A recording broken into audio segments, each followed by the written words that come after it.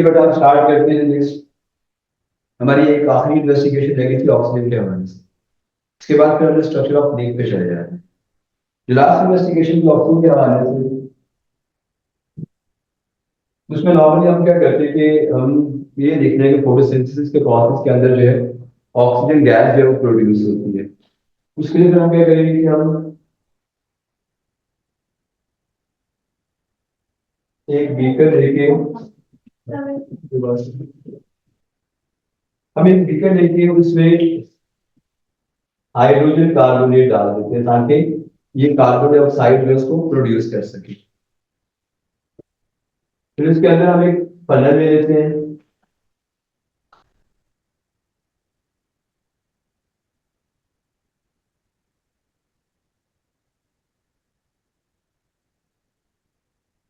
इसके ऊपर एक टेस्ट ट्यूब जो है वो इन्वर्ट कर देते हैं जिसके अंदर पानी है।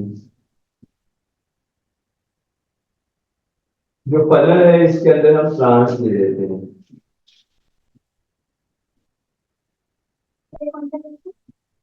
ऑक्सीजन के लिए। लास्ट इन्वेस्टिगेशन, तो ये एक्वेटिक प्लांट है।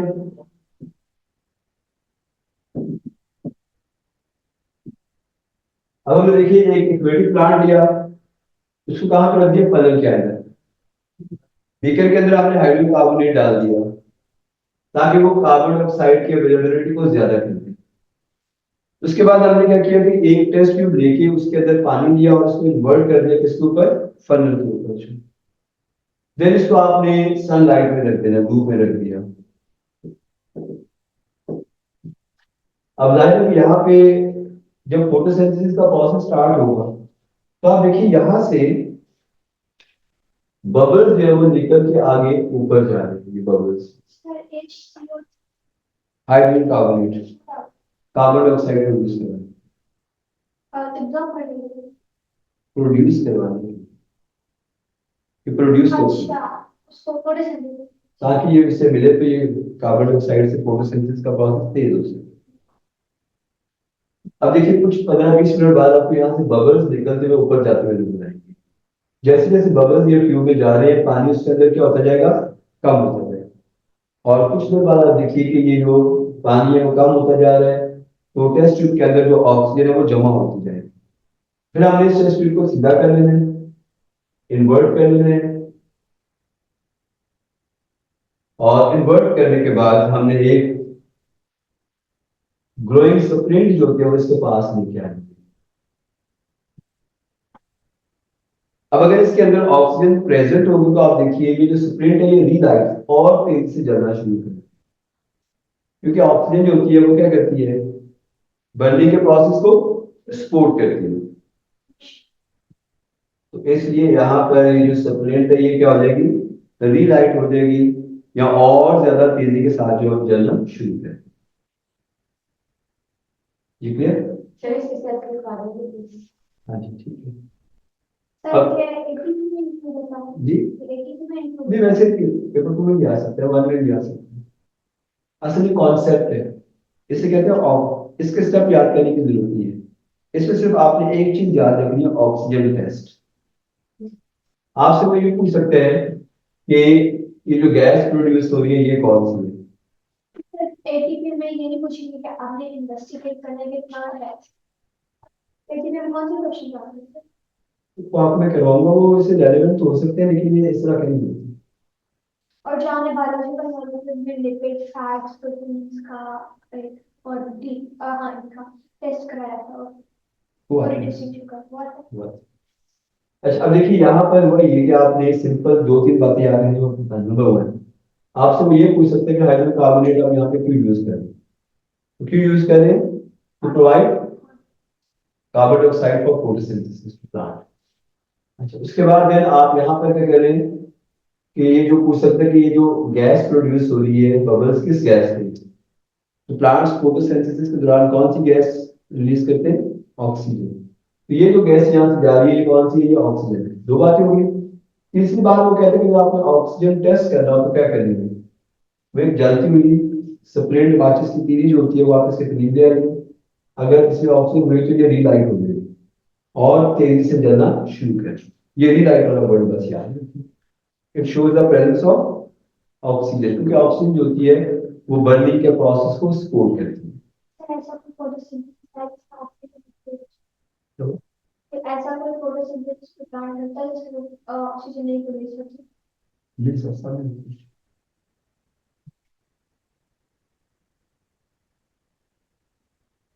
अच्छा, आगे नेक्स्ट, आगे स्ट्रक्चर ऑफ लीफ।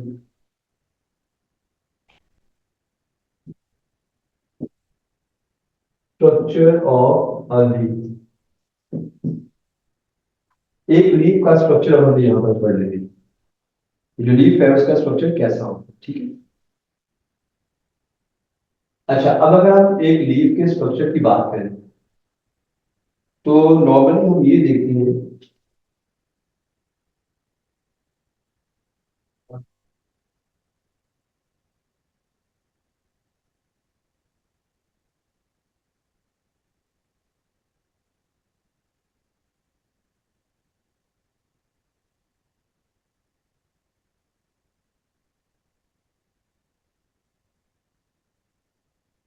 अब देखिए कि ये हमारे पास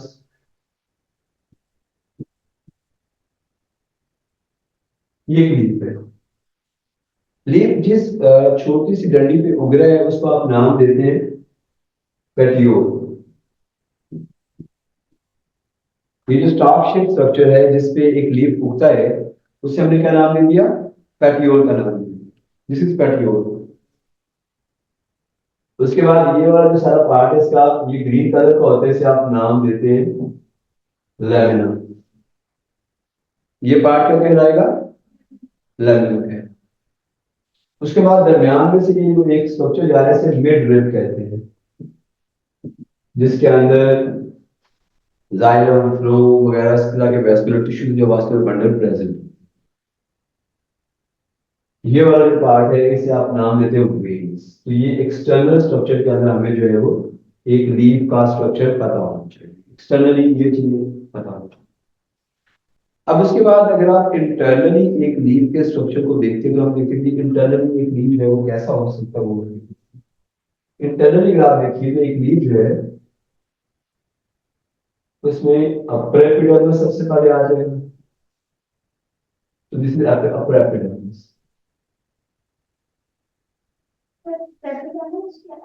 एपिडर्मिस,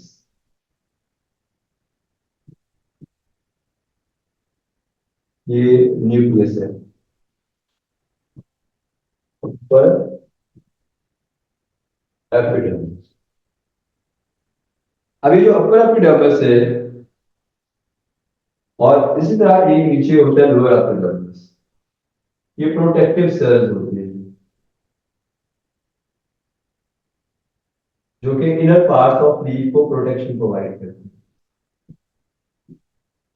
इनमें न्यूक्लियस, साइटोप्लाज्म, बहुत सारा कुछ होता है, लेकिन क्लोरोप्लास्ट नहीं होता। इनका काम क्या है, प्रोटेक्शन करना इनर पार्ट्स।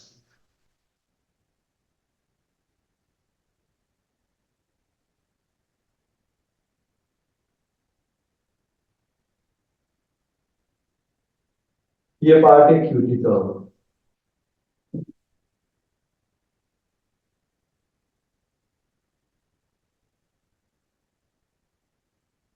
गार्ड सेल, इनके दरमियान में ये जो ओपनिंग है इसे कहते हैं स्ट्रोमा। और ज्यादा अगर हो तो स्टोमाटा, प्लूरल वर्ड जो यूज किया जाता है।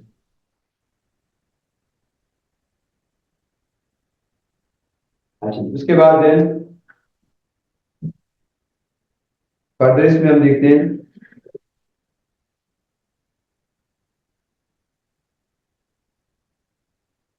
इनर पार्ट में अगर हम देखें तो यहाँ पर इस तरह की elongated cells जो प्रेजेंट होते हैं। इन सेल्स को हम नाम देते हैं पैलिसेड मेसोफिल, जो कि क्लोरोप्लास्ट कंटेन करते हैं। इनके अंदर क्लोरोफिल होता है और ये लाइट को एब्जॉर्ब करके फोटोसिंथेसिस में मदद देते हैं। इन्हें आप क्या नाम देते हैं, palisade mesophyll. These are palisade mesophyll.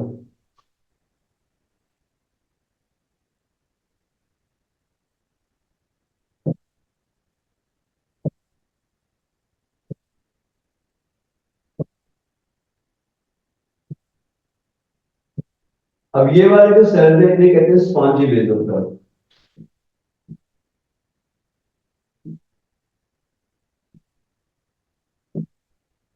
ये पार्ट स्पॉन्जी बेसोफिल का आ गया। अब इस स्ट्रक्चर में आपको बता दूं कितने फंक्शन पढ़ते सकते हैं। यहाँ पे दरमियान में एक रिंग शेप स्ट्रक्चर होता है, जिसमें ऊपर की तरफ बड़े बड़े सेल्स आपको नजर आएंगे। ये जो लार्ज और बड़े सेल्स आपको नजर आ रहे हैं इन्हें आप नाम देते हैं जाइलम। और इसके लोअर साइड पे छोटे सेल्स नजर आते हैं इस तरह के, जिन्हें आप नाम देते हैं फ्लोम। ये पार्ट जो ये कहलाएगा फ्लोम। ये आगे भी एक लीफ का स्ट्रक्चर, ठीक है। तो फंक्शन डिफरेंट है स्ट्रक्चर, क्योंकि उधर से उनके जो साइटोप्लाज्म वगैरह होता है उसको बड़ी सी, लेकिन भी वो फॉलो होते हैं, उनमें सेल मेम्ब्रेन वैक्यूल कुछ भी नहीं होता। अच्छा जी, अब यहाँ पर अब देखिए सबसे पहले जो क्यूटिकल को देखो जी। इसका अरे वो अब सबके फंक्शन देखते हैं। पहले आप आइए क्यूटिकल के फर्स्ट लेयर पे, क्यूटिकल। आपने इसके बारे में लिखना है कि इट्स अ नॉन सेलुलर, ये सेल से नहीं बनी, non cellular thin transparent fat layer. असल में ये वैक्स फैट की एक टाइप है, उससे बनी होती है, ठीक है। अब इसके दो बड़े फंक्शंस हैं जो ये परफॉर्म करती है, वो कौन कौन से।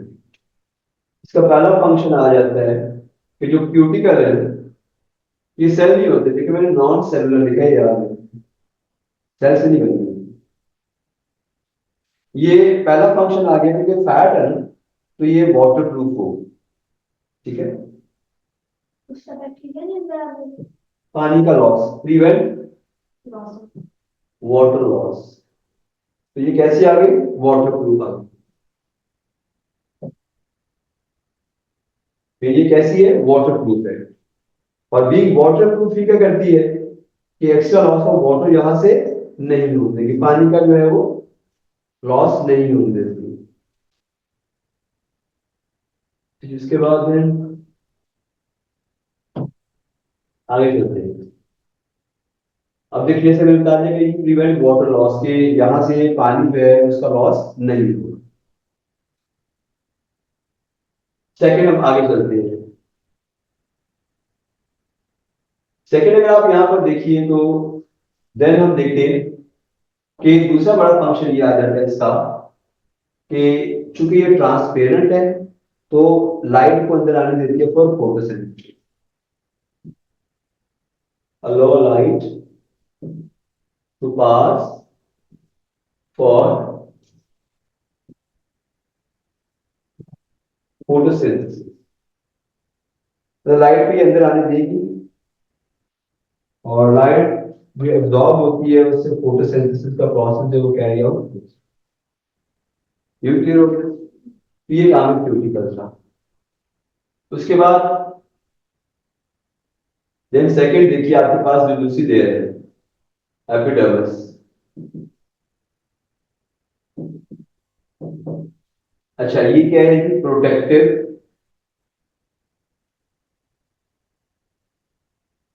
Outer protective layer cells without chloroplast.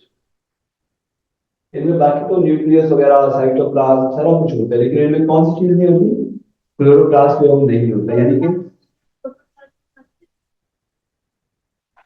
Sir देखिए प्रोटोप्लाज्म में हर लिविंग चीज आएगी तो आएगा वो, लेकिन क्लोरोप्लास्ट पिगमेंट से। तो इसमें आप देखिए कि क्लोरोप्लास्ट होता है वो नहीं होता, और ये प्रोटेक्टिव लेयर है। उसके बाद नीचे आ जाइए, पैलिसेड बेस होता है।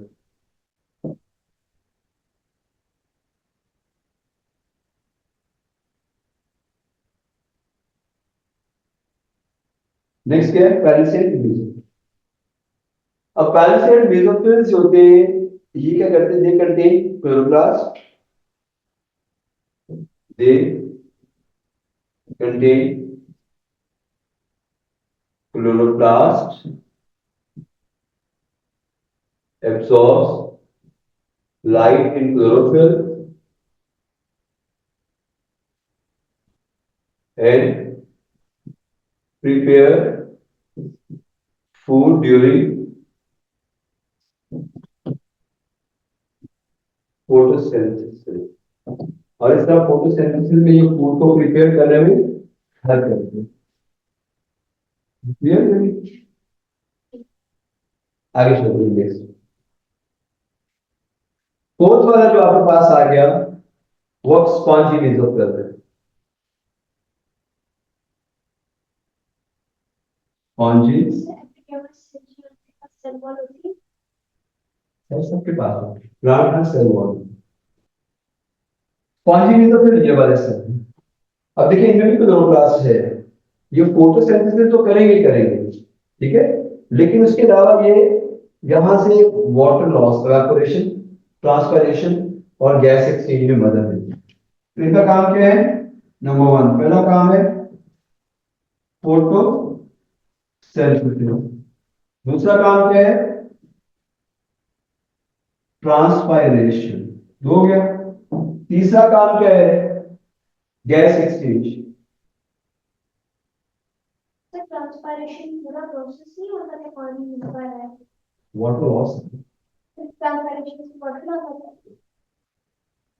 तो ये तीनों काम इधर से हो सकते हैं, ये फोटोसिंथेसिस में भी हेल्प करेंगे, गैस एक्सचेंज में भी मदद देंगे और ट्रांसपायरेशन में भी, एंड देन गैस एक्सचेंज यानी कि यहाँ से गैसेस वगैरह अंदर बाहर आ जा सकती है। ठीक हो गया। तो अभी तक इस सेल में क्लोरोप्लास्ट है, स्पॉन्जी मेसोफिल में क्लोरोप्लास्ट है, और इवन गार्ड सेल के अंदर भी क्लोरोप्लास्ट होता है। कभी कभी वो पूछता लेबल करके किस किस हिस्से में क्लोरोप्लास्ट है, तो spongy mesophyll, palisade mesophyll and guard cell, इन सब के अंदर जो है वो क्या होगा, क्लोरोप्लास्ट। ठीक है। तो अब नेक्स्ट हम देखते हैं जी आफ्टर दिस गार्ड सेल का आज नंबर 5 आर गार्ड सेल्स। ये दो होते हैं देखिए एक जगह पे पेड़ की शक्ल में, वैसे तो बहुत सारे हो सकते हैं, यहाँ पर भी यहाँ पर भी, एक लीफ में 1000 भी हो सकती है एक पत्ते के अंदर, लेकिन ये सेल का मतलब जगह जहां पर भी होंगे पेड़ की शक्ल में, मतलब ये दो है गार्ड सेल, एक नहीं है ये। अगर आप समझ लोगे शायद एक है गार्ड सेल, पूरा नहीं है, एक ही है और एक नहीं है। ये गार्ड सेल दोनों जैसे दरवाजे दो हो तो हम बंद करते हैं, ठीक है, तो गार्ड सेल डबल होता है। गार्ड सेल जो है अब इनका फंक्शन क्या है, control opening and closing of stomata. ये स्टोमेटा की ओपनिंग और क्लोजिंग जो है उसको कंट्रोल करती है। दिन के वक्त ये स्टोमेटा खोल देते हैं और रात के वक्त स्टोमेटा को बंद करवा देते हैं। इनमें क्लोरोप्लास्ट भी होता है, दे डू कंटेन क्लोरोप्लास्ट, यानी इनके अंदर क्लोरोप्लास्ट भी जो है वो आ जाएगा। क्लियर हो गई, या तो कुछ चीजें समझ ना आए। देन हमने लिखा कि हमने ऑलमोस्ट अब रह गया जाइलम और फ्लो जो वैस्कुलर बंडल है।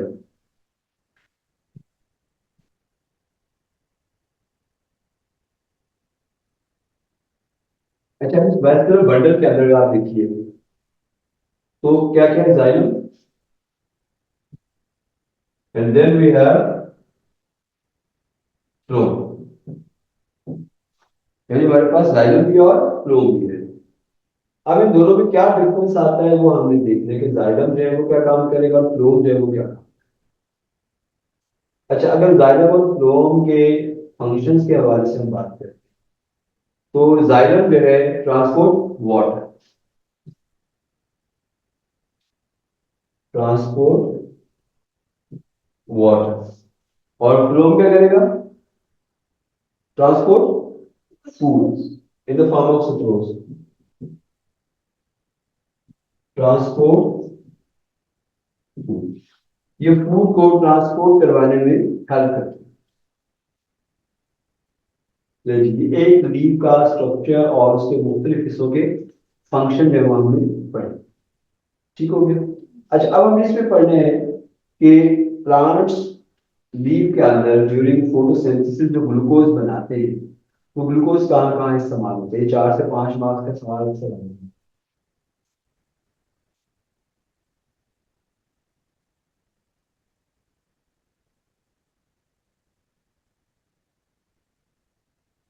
अच्छा अब नेक्स्ट देखिए कि नेक्स्ट हम देखते हैं fate of glucose. Plants during photosynthesis जो ग्लूकोज बनाते हैं, अब हमने देखना है कि ये ग्लूकोज जो है वो कहाँ कहाँ इस्तेमाल होगा। ठीक है। अच्छा अब देखिए ये ग्लूकोज कहाँ कहाँ इस्तेमाल होगा। अगर हम देखें तो नंबर वन, जो ग्लूकोज बनाया गया तो it provides energy for growth, provide energy for plants, इसको रिस्पायर करते हैं और रिस्पायरेशन के बाद जो एनर्जी प्रोड्यूस होती है उसको अपनी ग्रोथ के लिए इस्तेमाल करें, इस ग्लूकोज को इस्तेमाल करें। दूसरा, उसके बाद दूसरा क्या आएगा कि प्लांट्स क्या करते हैं इसको स्टार्च में कन्वर्ट कर देते हैं to store food, convert it to starch. Plants इसे स्टार्च में कन्वर्ट कर देंगे ताकि इसे खुद भी आगे इस्तेमाल के लिए यूज के लिए रख लें और एनिमल्स वगैरह के इस्तेमाल में भी आ रहा है। इसी ग्लूकोज को वो कन्वर्ट करते हैं सेलुलोज के, किसके लिए बता कि जब ये से सेलुलोज बनाते हैं तो सेलुलोज इनको सेल वॉल बनाने में हेल्प करें।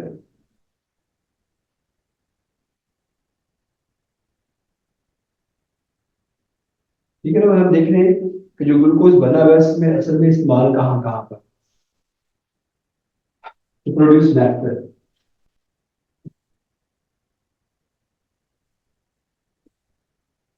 और नेक्टर वाला क्या हेल्प करते हैं, नेक्टर क्या हेल्प करते हैं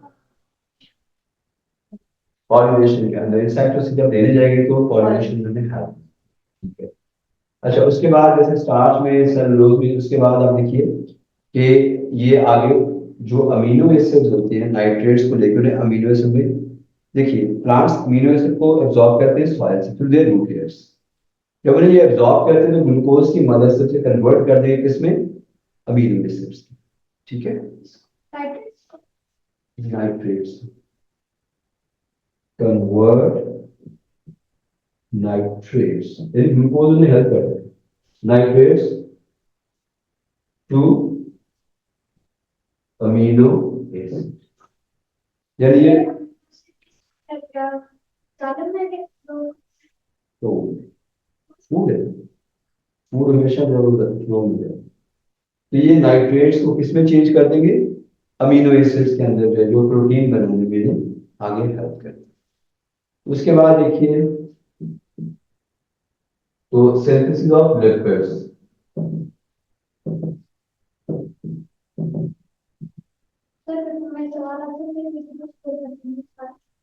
स्टार्च प्लांट्स कहाँ कहाँ बताइए, कहाँ कहाँ स्टोर करेंगे। नहीं फ्रूट्स तो करते हैं, फ्रूट्स में भी करते हैं, स्टेम में भी आलू जो खाते हैं वो क्या है, स्टेम है। आलू स्टेम है, पूरा हुआ स्टेम है जिसमें स्टार्च स्टोर है। ठीक है। और गाजर और मूलियां वगैरह रूट्स हैं जो आप खाते हैं। ठीक है। तो इस तरह आप देखिए बहुत सारी सब्जियां, फिर जो आप फलियां वगैरह खाते हैं मटर खाते हैं वो प्रोटीन है सारे, जो और कुछ सीड्स होते हैं जो भी हो गया वो भी प्रोटीन है। प्रोटीन के सोर्स हमें दोनों से मिलते हैं, प्लांट से भी मिलते हैं और एनिमल से भी, फैट्स भी आप दोनों से ले सकते हैं। ठीक है। लेकिन कार्बोहाइड्रेट्स हम अमूमन एनिमल से नहीं लेते, वो भी किन से मिलते हैं, प्लांट से। लेकिन ये थी पेज ऑफ, क्लियर हो गया, बाकी इंशाल्लाह।